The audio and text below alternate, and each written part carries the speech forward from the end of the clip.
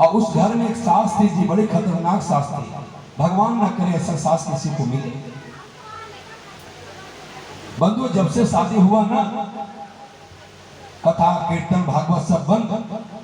अब तो किसी और के घर में चली गई ना, अब उसके अनुसार काम करना होगा। पति बोलता मुर्गा बनाओ तो बना के दे देती बेचारी, लेकिन खुद नहीं खाता। पति बोलता 4 दोस्त लेकर के आता, घर में शराब पीता, मांस खाता, पत्नी बना देती, सब कर देती, लेकिन खाते नहीं। ऐसा संस्कार। और बंधु सास, उसका सास, अरे जिसको देख करके सास रुक जाए, बहू का सास रुक जाए, उसे सास कहते हैं। बहू का सास रुक जाए ना तो समझना सासू मां आ गई है। बहू का सास रुक जाए, ऐसे ही सास थी। वो सास हमेशा छड़ी लेकर के, अरे कहां हो? महाराष्ट्र की घटना है बंधु, उसके नाम हम भूल रहे हैं, उस लड़के का नाम हम भूल रहे हैं। सच्ची घटना, पेट में है, याद नहीं आ रहा। अपनी बहू को बोलती चल, बैठी रहती है घर में, चल ये कपड़े कौन धोएगा, ये बर्तन कौन साफ करेगा, घर में चौका बर्तन कौन करेगा। वो काम करते रहती जी, फिर भी सासू उसके ऊपर हमेशा डंडा चलाते रहते। बंधु शादी हुए 10 साल हो गया। उस लड़की की प्रतिदिन इच्छा थी, भागवत रोज पढ़ती थी, रोज भगवान का गीत गाती थी, रोज भजन करती थी। सब बंद हो गया। ऐसा घर में माहौल नहीं ना है। घर में लोग मांस मदिरा पीते हैं, खाते हैं, तो कैसे उसका पालन होगा। ऐसा घर में उसकी ब्याही गई।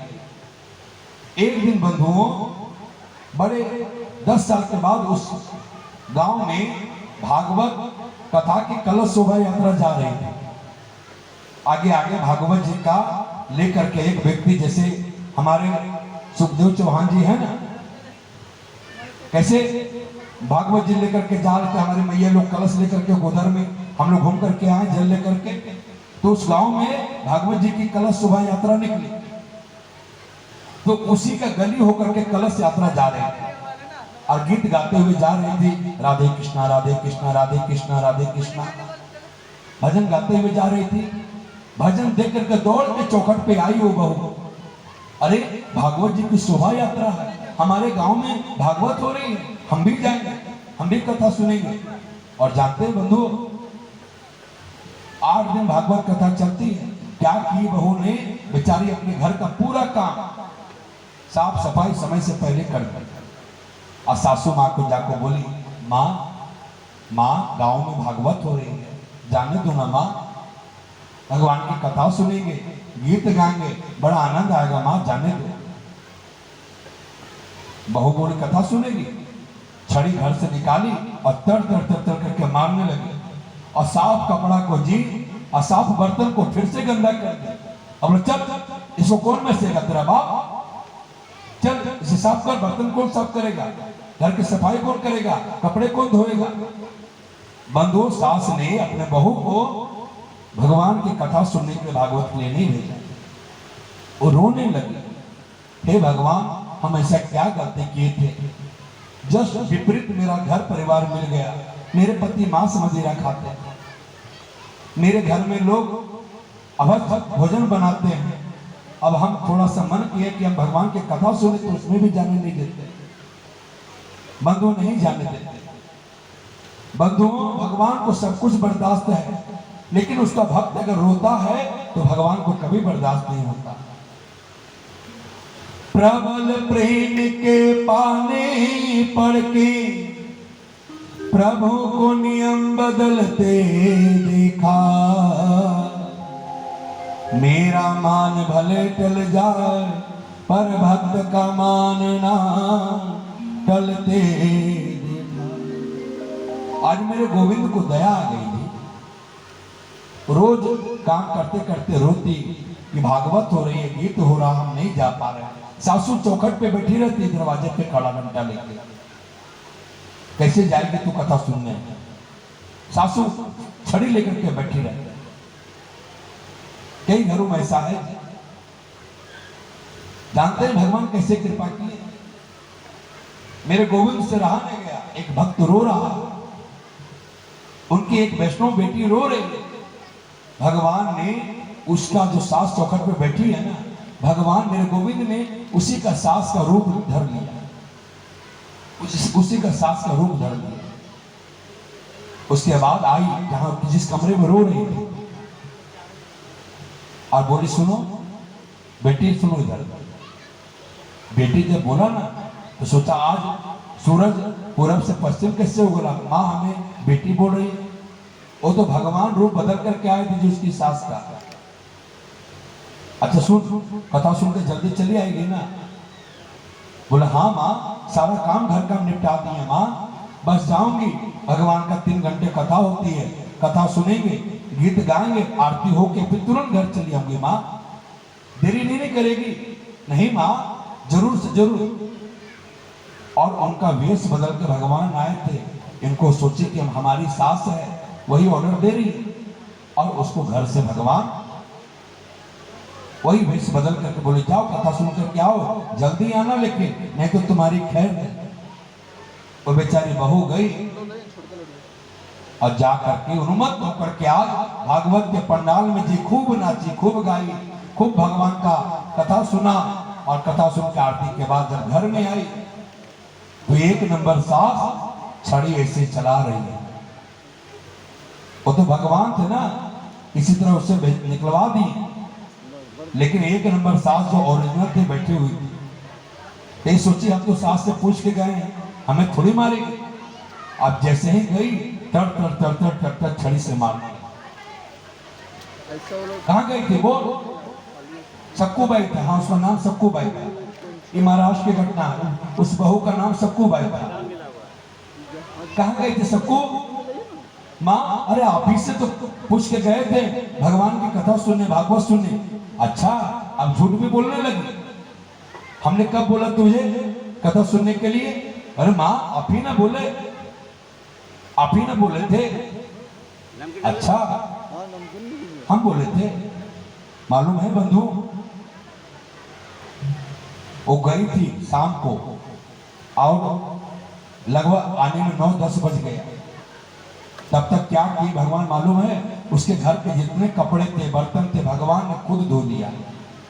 कहीं आकर के सक्कू को इसका सास नहीं मारे। इधर भगवान की कथा सुन रही है सक्कूबाई, और भगवान उसके जितने गंदे कपड़े थे धो दिए, उसके जितने बर्तन थे भगवान ने धो दिए, घर साफ सफाई कर दी। सक्कूबाई आई, सास लेके खड़ा है, घर का कौन काम करेगा?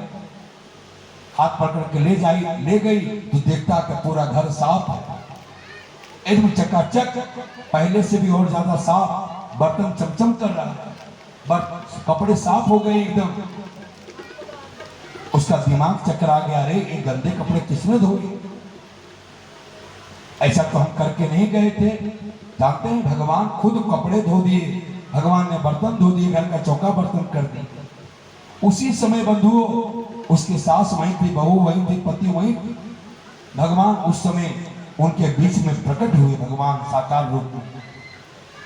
और भगवान का दर्शन जब सास किए, उसका देवर किया, पति किया, तो सबका विचार जी, भगवान का जब दर्शन हो गया तो अपने ही बहू के जैसा भगवान के रूप को देख कर सबका विचार बदल गया। अब पूरा परिवार वैष्णव हो गया। पूरा परिवार जो मीट मछली अंडा खाता था, पूरा परिवार वैष्णव हो गया। इस सच्ची घटना सक्कूबाई का महाराष्ट्र की है।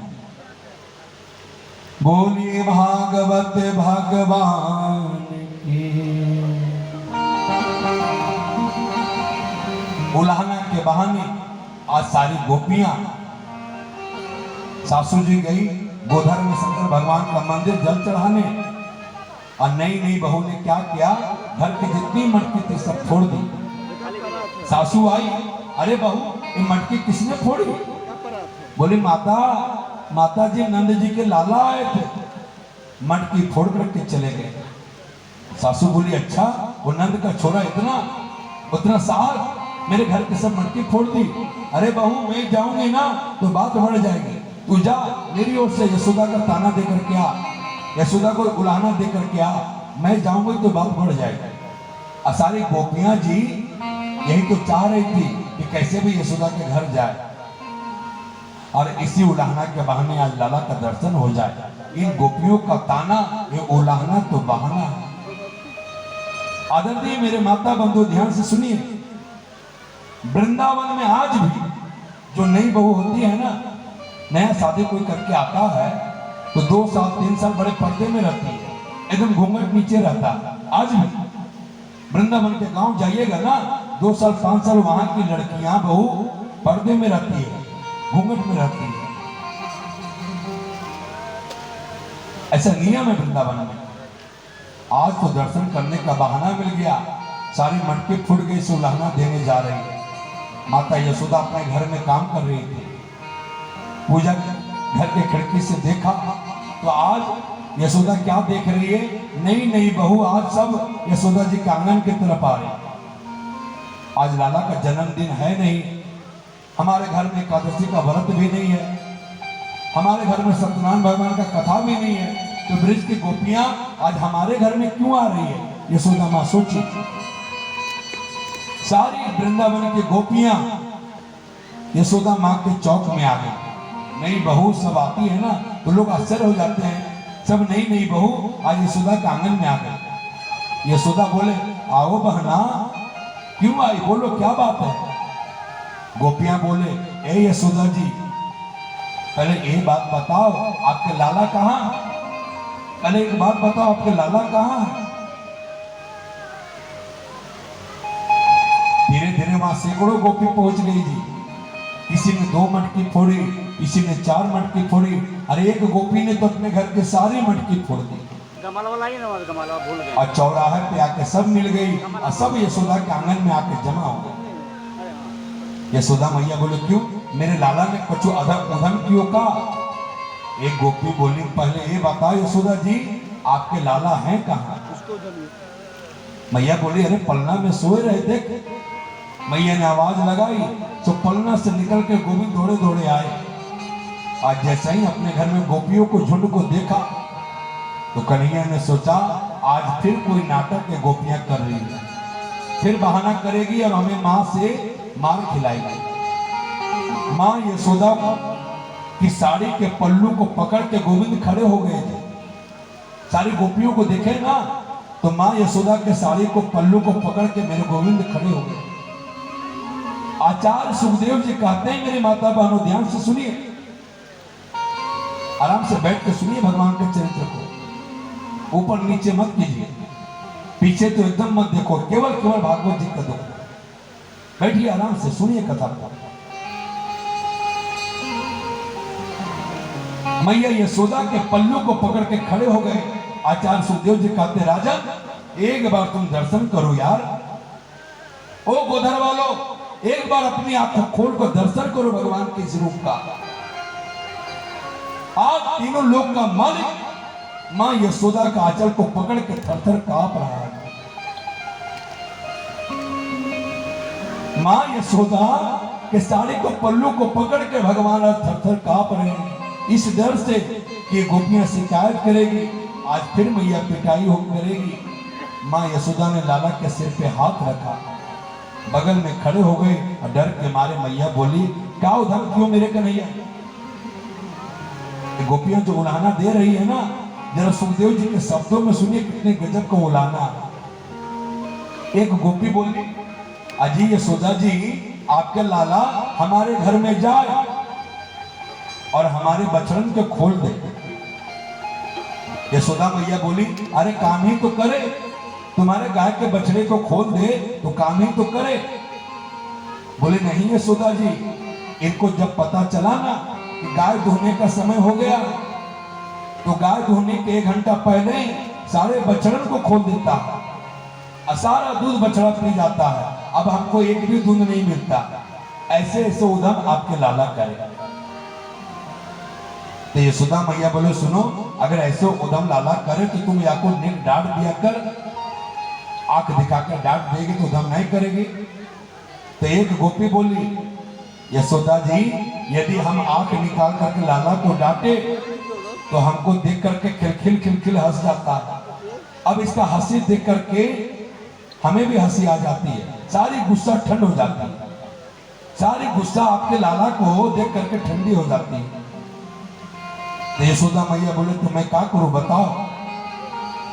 तो एक गोपी बोली सुनिए यशोदा जी, हमारे घर में जा करके आपके लाला चोरी करे। मैया बोली हमारे लाला छोटो से लाला चोरी करे? अरे चोरी क्या करे जाने, यदि ऐसी चोरी करे तो तुम या को राजे से माखन दे दे भैया, राजन से माखन दे देगी राजे से, तो चोरी क्यों करेगी।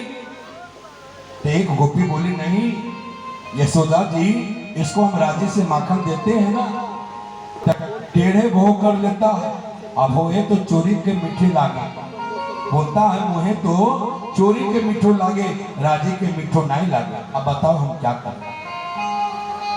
मैया बोली गोपिया से तो को शर्म नहीं लगे, अरे जरा सा माखन की खातिर उलाहना देने चली आई, मेरे छोटो से लाला जाने तुम्हारे कितनों माखन खाएगा, अरे ज्यादा से ज्यादा 50 ग्राम 100 ग्राम ले जा, मेरे घर में इतनी मटकी है, ले जा माखन ले जा।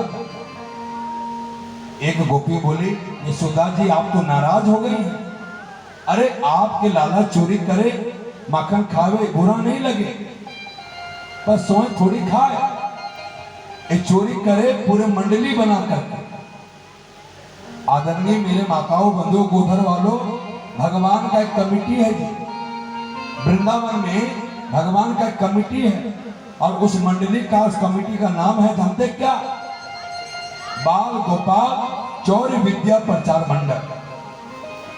भगवान का एक कमिटी है, मंडली है माखन चोरी करने का, और उस कमिटी का नाम है बाल गोपाल चौर्य विद्या प्रचार मंडल। ऊपर बंदर मंडली और नीचे ग्वाल मंडली, एक पर एक चढ़ करके सारा मटकी फोड़ देते थे। बंदरन को भी माखन खिलावे, अच्छा माखन खाकर के मटकों को भी सलामत छोड़ना, और धड़ाम से फोड़ देवे, और आपके लाला 2.5 वर्ष के लाला मूछन पे ताव दे करके निकल जाए। नंद के लाला चोरी करके जाए रहे, कोई पकड़ना है तो पकड़, ऐसे आपके लाला करे। बताइए ये 2.5 वर्ष का लाला अब मूछों पे ताव देता है, बताओ मैया। ये सुधा मैया ने कही एक काम करो ना, अरे एक काम करो, तू अपनी मटकी ऊपर बांध दे, सबसे ऊंचा छीके पर टाक देगी तो लाला छोटो है, वह को हाथ नहीं पाओगे तो चोरी करेगा कैसे। तो एक गोपी बोली यशोदा जी ये हम कर चुके हैं, सबसे ऊंची मटकी हम बांध देते हैं, लेकिन हम कर चुके हैं, ये आपके सामने 3 बित्ता का है, बाहर निकलते चौकड़ी भर लेता है,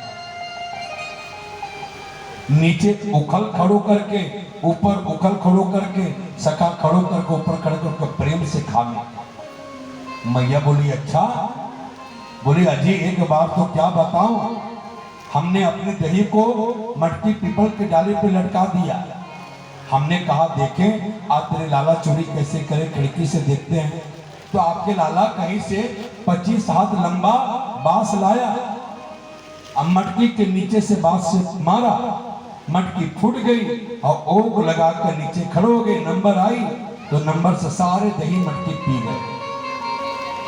ये यशोदा मैया बोली राम राम राम, अरे इतनी बुद्धि या के इतनी बुद्धि कहां से आई।